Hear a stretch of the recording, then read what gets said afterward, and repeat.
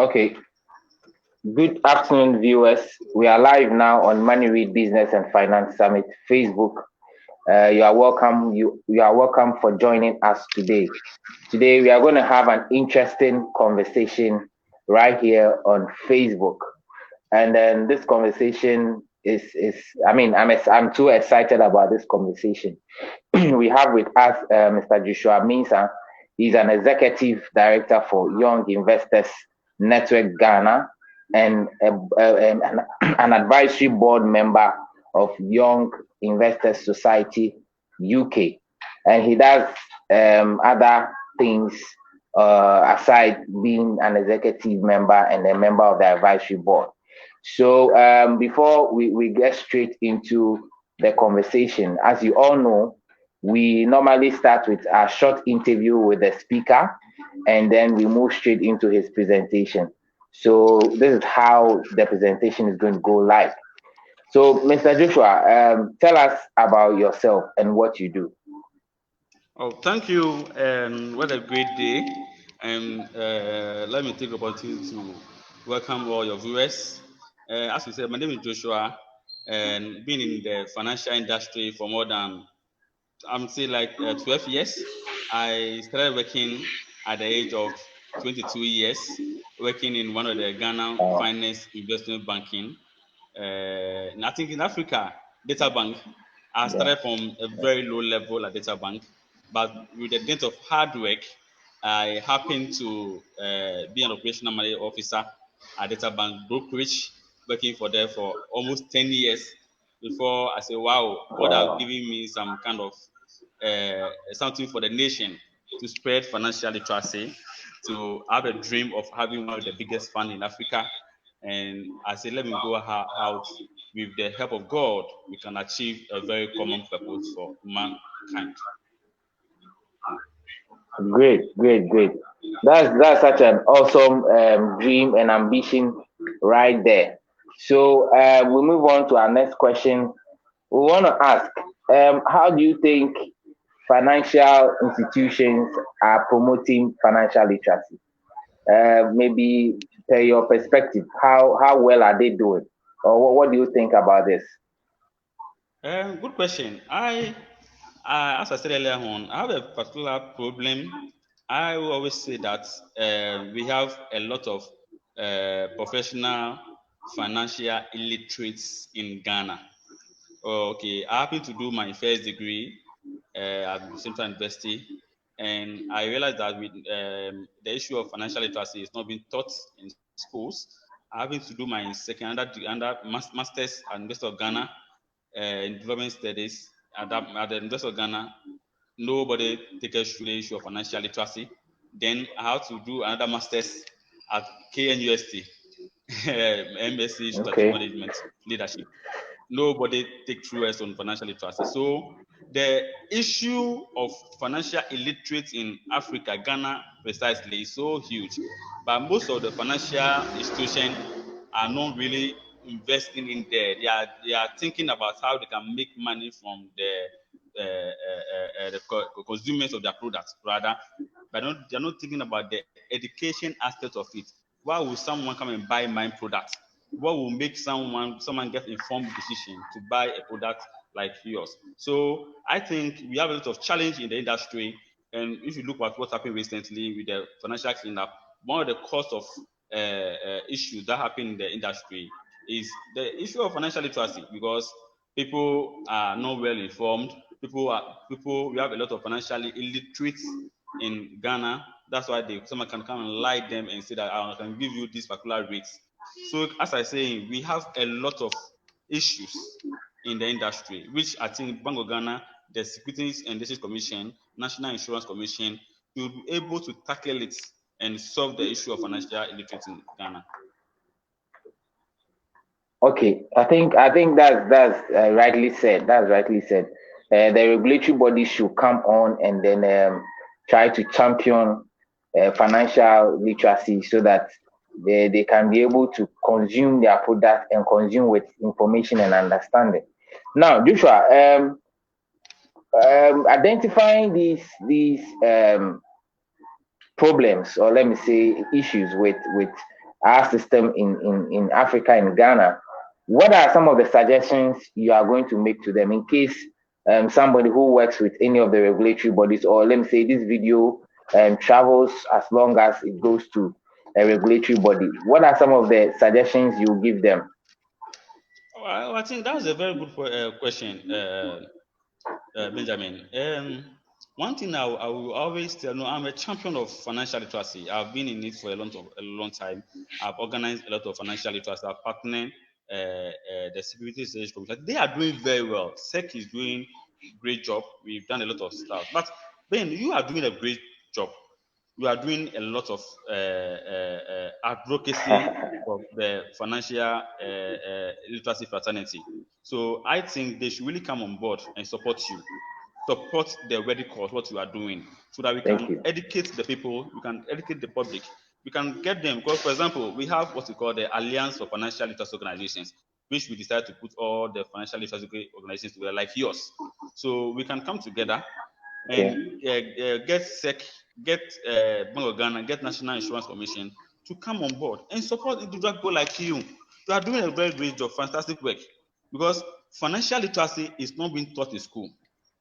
Okay, it's something Yeah. that you have to practice it and learn it. If you want to be rich, you have to learn the language of financial literacy. If you want to, every industry has their language. So I think the regulators have to Yeah. come and support someone like you, support all the organizations in the financial NGOs fraternity, so that we can push a ready cause for this nation in Africa as a whole. Great, great, great. So over to you. What do you call it? Regulatory bodies, please come and support us as we champion financial literacy. And I believe it's also a way of giving back to the society as a regulatory body, because Exactly. you don't really see them giving back to the society. So if you're able to do such a thing, it's going to help all of us. So I mean, we've been friends for some time now, and we've been talking. I mean, Johnny Maxwell said that great people talk about ideas, average people talk about other people, and then small people don't talk about anything at all but to gossip. Now, you are working on an idea, a university. So you want to build a university. I mean, tell us about it. Oh, okay. So this is an idea. I have two particular ideas that I have. Is a dream that God laid on my heart, and I say that who am I? I'm not reaching anywhere, but I know that God is preparing me for some place. So I like serving. At Data Bank, I serve everybody. I serve every department. So I always tell the young people that wherever you are, don't rush to shine, but be like Joseph, serve, and God will lift you up. So I be serving. I've been training the. I look at the industry. What is untouched, then I'll go there. So I always allow God to direct my path. And I realized that there are a lot of informal sector who are not being trained on whether the issue of entrepreneurship and also financial, they don't have a lot of financial knowledge.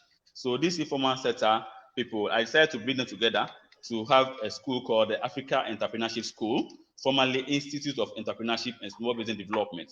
We have graduated almost 200 people. So it's just a capacity building, not academic institution.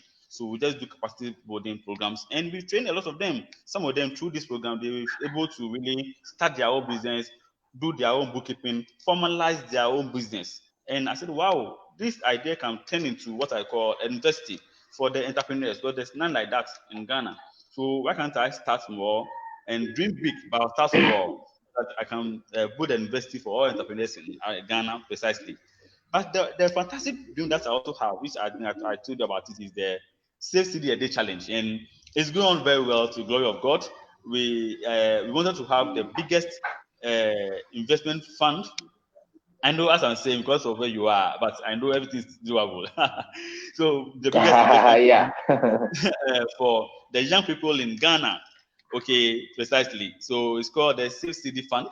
Already, we are doing this. It's a scheme that is being run with UM Investment Holdings, and we have over 500 people in it already who contribute one Wow. Ghana cedis to two Ghana cedis every day. And trust Wow. me, we are not Wow. even yet 3 months, but we have 500 people already. Wow, wow.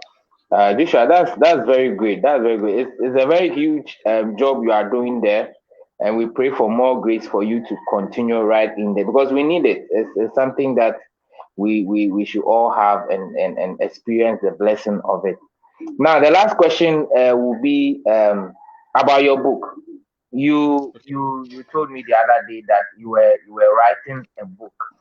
Um, I mean, can you tell us more information about it when it's coming out, what the book is about, who is supposed to read, and where we can get to read when it is being launched? Well, thank you for the opportunity, and let me thank you all very well for the opportunity you've given me. Now, I have three books, three interesting books, and the first one is called "Help Me, I Can't Save." Help me, I Okay, can't save. wow. There are a lot of people who cannot save money. There are a lot of people who thought they have to earn big money before they can start saving. So this book will really address the issues how you can start saving little money. And as you said, that if you want to build a room, room wasn't good in the day. You can start little and build a very big ocean, big money for yourself. The other good thing is that we also have a book called Financial Principles for Everyone, and that's what we're going to discuss today. And it's a principle that we put together by the Great Wealth International, and we wanted to really take it one after by one, after the other, and dissect into it. What kind of principles do you need to really apply to your financial knowledge? Then the last book, which I really like very well, is the Financial Strategy for Entrepreneurs. Now, look at what happened to the like the COVID-19, especially most entrepreneurs really suffer because they didn't plan, they didn't have any strategy, they didn't foresee any pandemic coming, so they didn't really save any money so that they can address any pandemic. Look at these schools, the some of the private schools, some of them are collapsed because the time they are getting money, they are investing money in buildings, but you don't always have to invest money in buildings. You have to be very strategic. So these are three books that I have for Ghana, and we'll be launching this year. We'll launch the financial literacy, financial help me, I can save, and also financial principles for everyone by the grace of God before the end of the year. But it will be available next month. We can really get in touch for you to get it.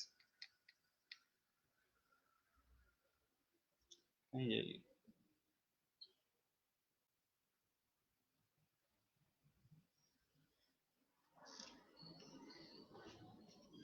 I can hear you.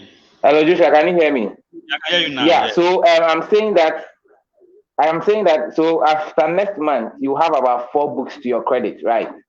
Yes, please. Yes, my first book was written at Data Bank. I think they really helped me a lot. I like the family of Data Bank. They have shaped me of who am I today. I give credit to all of them: brokerage, asset management, that was Damsel, client service, and also Reverend and Obama, who really give me my first tenet of investment. Okay, to save 5 Ghana cedis. A lot of them they shaped me. So I think I wrote a book on banking. That's my first book at the age of 23 Wow. years. Wow, wow, wow. This data bank is definitely a good place to start your career with the opportunities in the great family, teaching you and directing you. I mean, to help you to grow. I've experienced this actually myself, so I think I side with you. Now, we are done with our interview. We need to move straight into your presentation. Now, you'll be talking about financial principles for everyone. So we would like you to take us through. I mean, you have, let's say, 35 minutes to take us through financial principles for everyone. Now, viewers, as the speaker comes on to give us wisdom nugget on this topic, I want you to take your pen and your paper, jot something down. And if you have any questions, don't be afraid to ask. Don't be too timid to ask. Just go right straight down to the comment section and then type your question, and we are going to ask Mr. Joshua, and he's going to help us to answer them. So, Mr. Joshua, over to you. Thank you, Benjamin. Now, I have 4 things that I have to say, the 5 things that I have to say here. Firstly, money as a language. You have to learn it. Spending is a habit. You have to control it. Money is a seed. You have to grow it. Recession is an opportunity, like the COVID-19. So take it. Spending is a choice. Own it. Okay, so this is by David Olaraju from Nigeria, and I've been really reading about him. So my first principle that I'll share with everyone here is called principle number one is financial freedom is your choice. Financial freedom is your choice.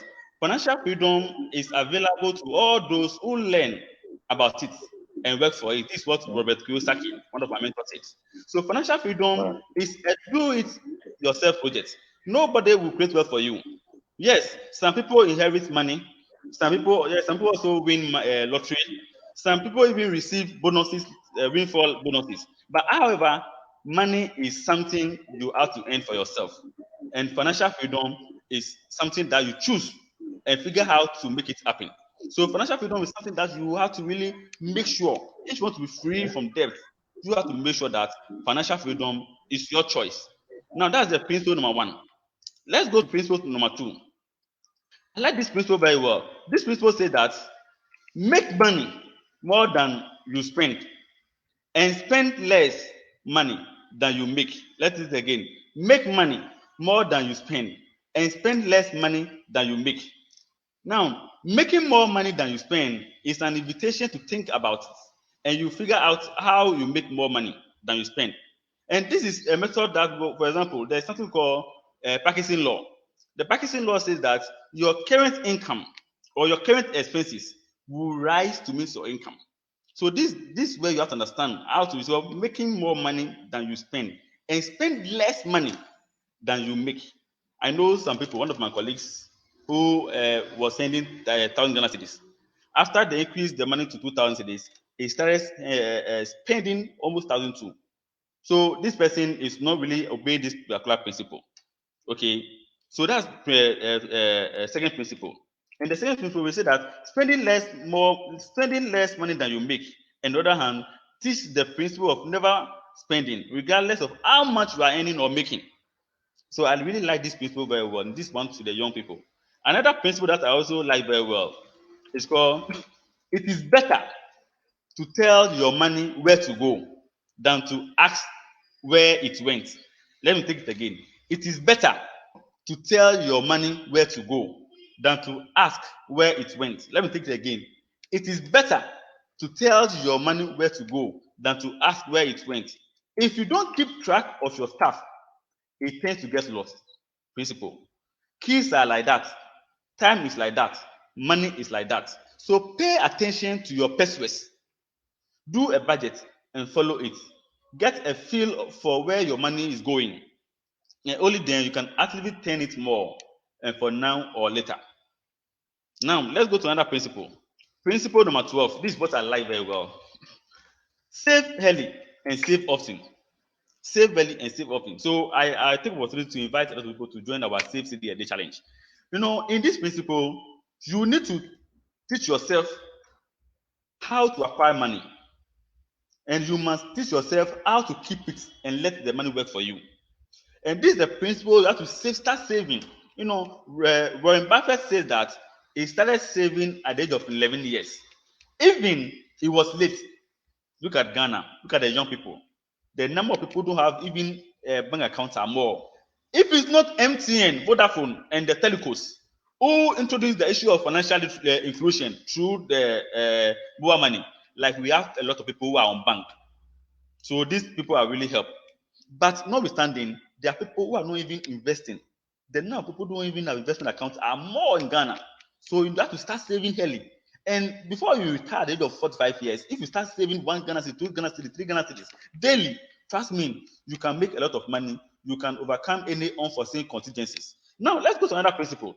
In the same principle, let me delve more in this principle. It said that if there is a magic ingredient to successful investing, it must be time. Time is very ingredient in for very good ingredient in successful investing. Quite simply, the earlier you start saving, the better. Don't make mistake of thinking that you don't earn money enough. So, and retirement is too far from you. No matter your age, now is the time to start saving and investment. Like data banks always say that the best time to start investment is now. So, wealth is like it's like it grows like a tiny seed. Wealth. The first coin you save is the seed from which your tree of wealth shall grow. The sooner you plant the seed, the sooner shall the tree grow. And the more faithful you nourish and water the tree with consistent what savings, the sooner you may back in contentment beneath its shade. So that's one of the principles. Now let's go to principle number 6. Principle number 6 says that it is not how much you make that is important. It is how much you keep. There are a lot of young people. I remember working at Data Bank in the year 2004. I remember that very well. One of my boss, Madam Maram, he told me that Joshua, after receiving my first salary, he said, save at least 5 Ghana cedis. I was about 22 years. I don't know anything about savings and investments. Then I went out with Reverend Dan Obramete, the current CEO, and he started talking about importance of savings and investments. Importance of investments. And he said that it's not how much you make at all. So people were saying that, yes, my money is too small. Let them start paying me like 10,000 Ghana cedis. Let me tell you, if you cannot manage 1 Ghana cedi, you cannot manage 1,000 Ghana cedis. If you cannot manage 10,000 Ghana cedis, you cannot manage 1 million Ghana cedis. So it is not how much you earn at all. It is how much you keep. So I started putting 5 Ghana cedis in APAC. Trust me, I did my first degree and my master's out of that particular money. So it is not how much you make. And you could make $1 million or cedis or pesos today. But if you squander it tomorrow, it really doesn't matter of a whole lot that you made million. The real strength is in rationale of what offers called budgeting the money. Coming from old money means a lot of some of the guys made money and held it to a fewer generations. But how many people really send money to the other generations? It means that people make money and multiply it across generations. So that's why it's good for you to really make sure that you save quite good money. Don't just chase rates. This is the best time for you to not look at your salary. This is the best time for you to start putting money down, no matter your salary. Sometimes people come to me, oh, I can't save, oh, but ask them, you can buy credits, you buy data, you buy all kind of things, but you can't put 1 Ghana cedi down. And I always say that we have 365 days in the year. If the end of the year you don't have 365 Ghana cedis, then you are a lazy person. That's one thing I always tell people. Then you are very lazy. If at the end of the year you don't have 365 Ghana cedis, you are a very lazy person. If I have I will not give my daughter to you. Anyway, let's go to another principle. Principle number 7. It says that you are the CEO of your own life. Financial freedom is your responsibility. I have a very good friend that I admire a lot. This guy, during GSS time, I remember very well. My parents were giving me good money to go to school, but his parents don't have a lot of money, so they give him some small money. But you know something, this guy managed to save money, and all the time when I go to school with him, then I have to go to his house to really go and see him. And I met the mom, and his mom asked me, that Joshua, please thank Kweku for me. I said, why? What has he done? Oh, Kweku was able to save money, and he used the money to add someone to pay their school fees. And me, my parents are paying school fees for me, and I was telling that the money is too small. Yet, someone who don't earn much, who was given little, managed to really save more and add it to give to a mother to pay school fees for them. So, this guy really is the CEO of his own life. Financial freedom is his own responsibility. He taught me a lesson. And before we finish national service, Benjamin, this guy managed to build his first house from his national service money. So that means that he was the CEO of his own financial life, his own life. Financial freedom was his own responsibility. In JSS, people who don't have houses, there are some people who go and do national service and they are being paid 560 Ghana cedis, and you don't have a plot of land. I don't think they are very serious. I don't think this. I bet to differ. But one of the key things is that financial responsibility is an important asset to any individual. If you want to get a loan from anyone, even relative, they expect you to pay back. So they will want to know how responsible you are. If you are applying for a job, one criteria they will really ask is that your own finances. Your employer may think that you are an indicator of how responsible you will be in other areas. So, as I said, financial, you are the CEO of your own life. Financial principle is your own responsibility. Another thing that I also say, principle number 9, being broke is a temporary financial condition, but being poor is a state of a mind. Being broke is a temporary financial condition. Being poor is a state of a mind. This is like choosing the path of your life to be temporary, no money, or being broke, or permanently poor. Being broke means you still have a chance to pick up yourself and stand and change your ways or habits towards the money and the life the life you wanted to be. On the other hand, being poor is already the mindset. That means that having no money is permanent for you. You wanted to change your life, but you struggle, and it is because you have your mind, your mindset is make up. You made up that Charlie, I'm poor, which is wrong. You can still pick up where you are and make a lot of mistakes. The one of the mistake that I made was that I remember at the age of 23 years, I was buying. I have a very wild dream to have one of the largest be the one of the largest shareholder of Ghana Commercial Bank. Just imagine at that age, and I started buying shares. In fact, that principle really helped me a lot. There is this man on the exchange. I don't mention his name. At that time they always compare me to him. I've been buying 2 shares, 3 shares, 2 shares, 3 shares. I bought a lot of shares in this bank. Then, then one foolishness mistake that I did was that I sold all my shares. I remember that one of my lecturers, who I introduced the brokerage aspect to him, is a lecturer. Then he started buying shares at this bank. I introduced DCB for him. We all start buying the shares. Then later on, I decided to sell my shares. And Benjamin, you know something? I used my money to go and do party. And that's all. I lost all the money. This man, we Oh. like 4 years time, he came to me and said that Joshua, remember you advised me to buy some shares. Now I want to sell the shares. My child have really get admission to Michigan University. So let me sell the shares to go and take my child there.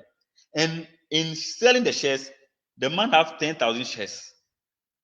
Okay, that time the share price was 1 point something. Then it went down to 5, and he sold the shares and make 50,000 Ghana cedis. And I started crying in me. That's one of the mistakes. But mind you, I learned from my mistake. I say, yes, I can make what again? I can start buying shares again. And I started, and it has really helped me a lot. So don't worry about the kind of mistake that you are, whatever mistake, the money that you lost. Maybe as I'm talking to you right now, you lost money in some of these financial institutions, you chased rates, you went to men's gold, you went to a place that you're not well informed. Don't worry. Trust God. Put the pieces together. Get a new habit. You can, the best way to learn is to learn from failures.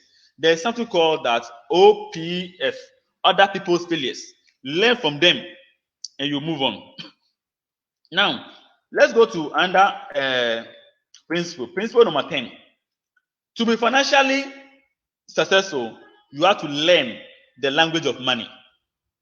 Sometimes I am a business student in senior high school. And when I see, when we have a lot of young investor clubs across the schools, we have impacted over 100,000 young people in Ghana and beyond. So when I go to schools, we are doing programs. When we invite some of the other students to come, they say, oh, I'm a science student. Oh, I'm a general student. So they thought money is only for business students. Then I'll ask them, so does your parents give you money to school? So if you are a science student, don't say, Mom, I'm a science student, so keep the money. Okay, so you have to learn to be financially successful. Learn the language of money. One of the key guys I really admire very well, who have really impacted me a lot, is called Dr. Yao Pebi. He started writing financial wisdom long time, way back in university times. I've do a lot of programs with them, and he is a medical doctor by profession. But he learned the language of finances and even wrote books on finances and formed Medix Investment Group in one of the biggest investment groups in Ghana. Okay, so academic qualifications are important, and so financial education. They are both important, and schools are forgetting one of them. You know about this. This is what Robert Kiyosaki says. We are not taught financial literacy in schools. Okay? It takes a lot of work and time to change your thinking and become financial literate.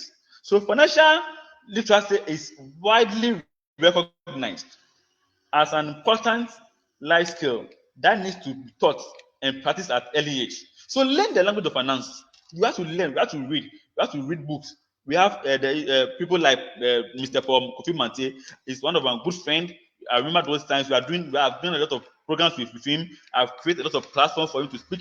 He's going to a lot of places. But when people go, they taught financial. If you go to the universities, become students and banking and finance students, business administration students, the other disciplines of thematic areas, they taught financial languages for these people. But it's wrong.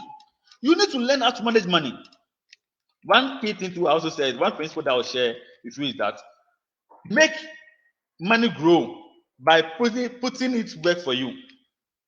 So that means that allow your money to work for you. Robert Kiyosaki, in a quote him, he says that the poor and the middle class work for money. The rich have money work for them. How long are you going to continue to work for money? So in this principle, you need to make sure that your money grow for you by making your money work for you. Now, there are a lot of ways you can make money grow, work for you. With the right systems, you can save and invest for your future. Doing so will build a solid foundation for personal finances. So you can put your money in investments. Data bank a lot of products, EPAC, M Fund, put it there. You have a lot of treasure bill, put it there. Let me tell you this story.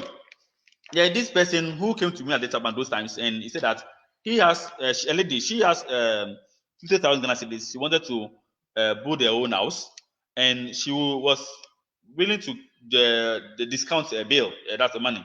And I told her, Madam, when do you want to build your own house?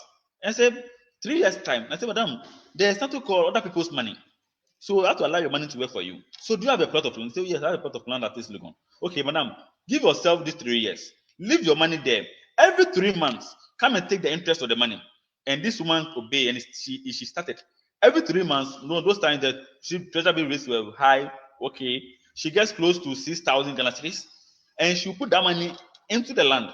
And Benjamin, trust me, in the last 3 years, she just took only 10,000 cedis, and she have a complete house. And money is still there for her. That's what we call you allow your money to work for you. Okay. So another principle is pay yourself first. Pay yourself first. You need to pay yourself. Anytime at all you receive money, pay God. I like tithing. Pay God.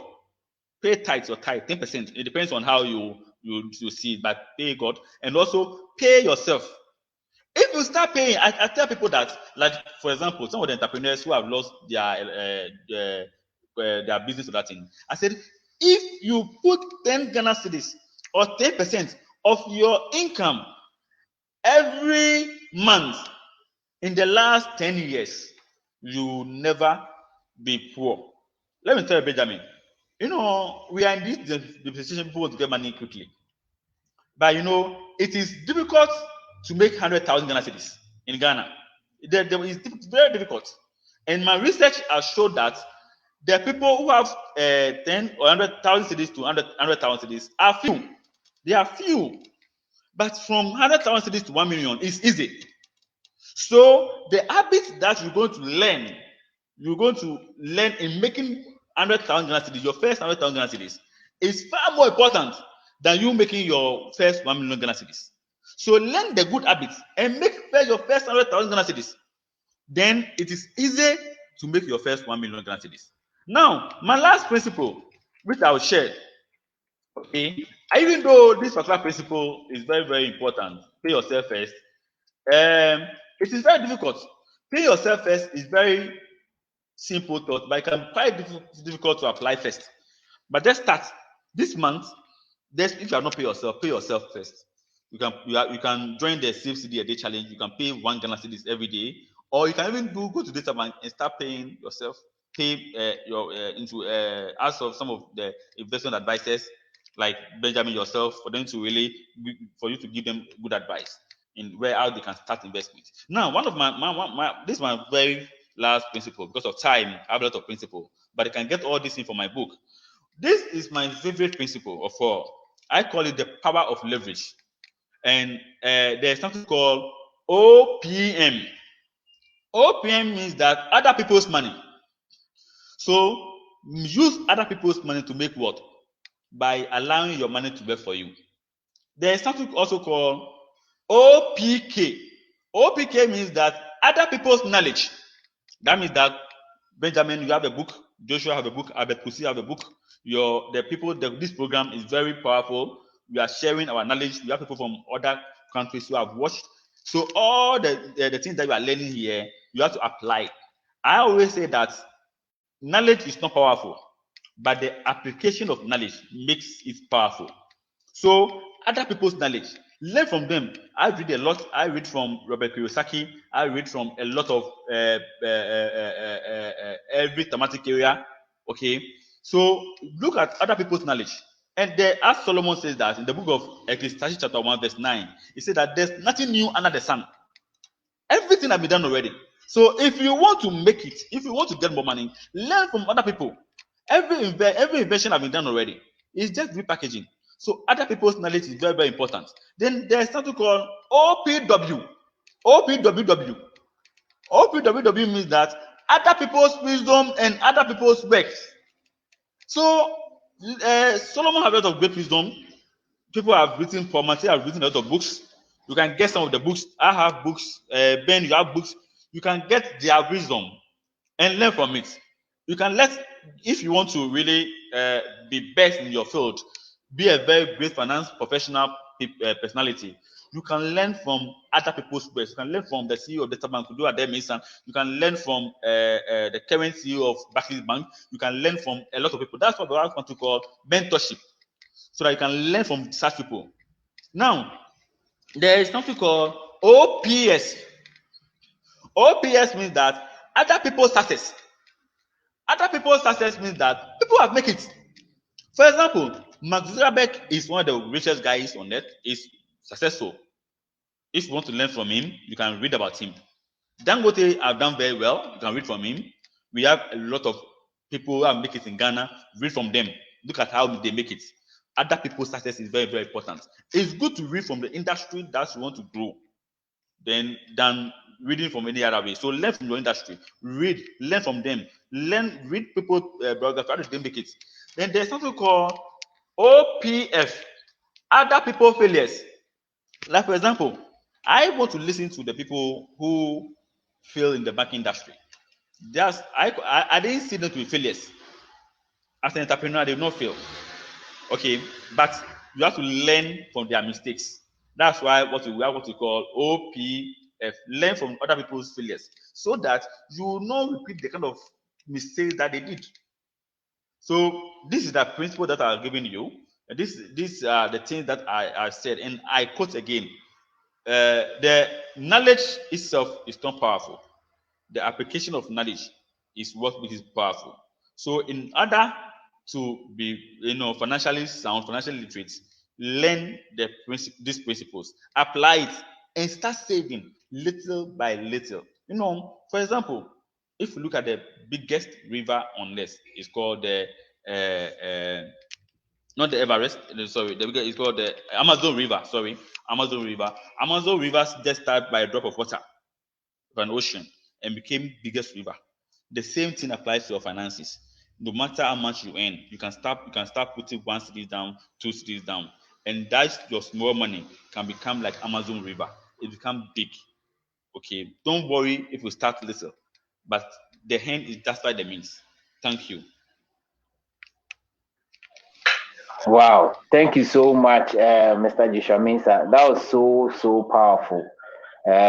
I've written that a couple of the principles, and I think they make sense.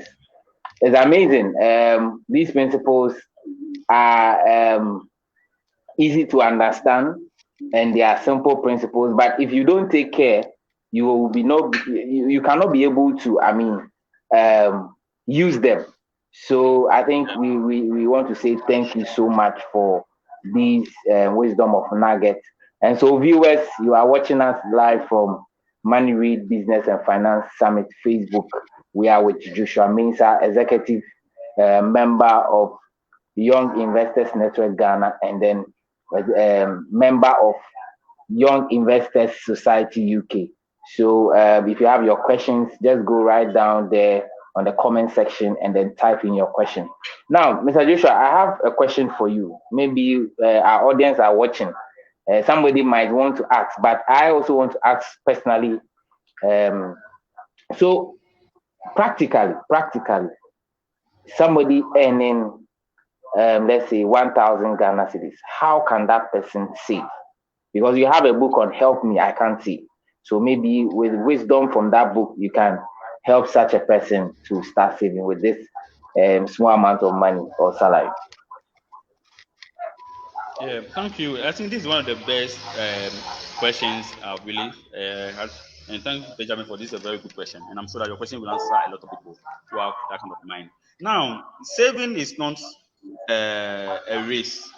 Okay, the first thing you have to do is to look at what we call the difference between your needs and your wants. Okay, so ask yourself, currently, what do I need and what do I want? It is better for you to save to focus on your needs, okay, and look at your current area. What do you have now? You have 1,000 Ghana cedis, and when you save 900 Ghana cedis out of it, I tell you, you are lying. You are deceiving yourself. You can save at least, the principle says that save at least 10%, which is 100 Ghana cedis. Okay, then the rest of the money, I also say that if you save, I practice it very well. If you save 100 Ghana cedis, you can start putting some, pay yourself. So you pay your tithe and you also save 100 Ghana cedis. Then also you pay yourself as your pocket money. And out of the pocket money, you can start putting some money down. So you can start putting every day 1 Ghana cedi. That's why we did what we call the save cedi a day challenge, where you can start putting 1 Ghana cedis down. So you have saved yourself, you have saved money. But at the end of the month, you end up also saving additional 1 Ghana cedis. So you end up getting close to 200 or 300 Ghana cedis in the month. Now, don't look at how much you earn, and don't leave or copy your friends or be like them. Some mind you, as I said earlier on, it is not how much you earn that makes you rich. It is how much you save and invest. So, and also one good thing I know is discipline. There are three things you have to do. First, you have to put money down. That's saving. Second, don't just save, because when you save, your money is just there. You have to put your money into investments. So your money will start working for you. So that's second, investment. The third is called discipline. The discipline will create habits, and the habit will become part of you. So start every month, save 100 Ghana cedis, and pay yourself. Then start putting money down out of the money that you pay yourself. Wow, thank you so much, Mr. Joshua Mensah. Maybe another person to ask: is there a difference between savings and an investment? And when we say your money working for you, is it putting it in a savings or you should put it in an investment? So if you can touch on that one too for us.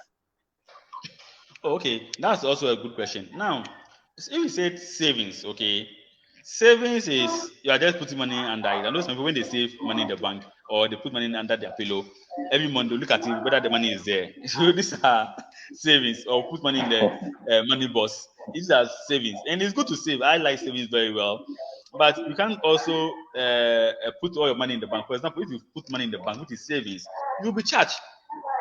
Okay, but unlike investment, you can put your money so that your money give money to an investment company like the UM Investment Company, Data Bank, and the rest, a very credible one, of course. Okay, then for that one, they are using your money to work for you.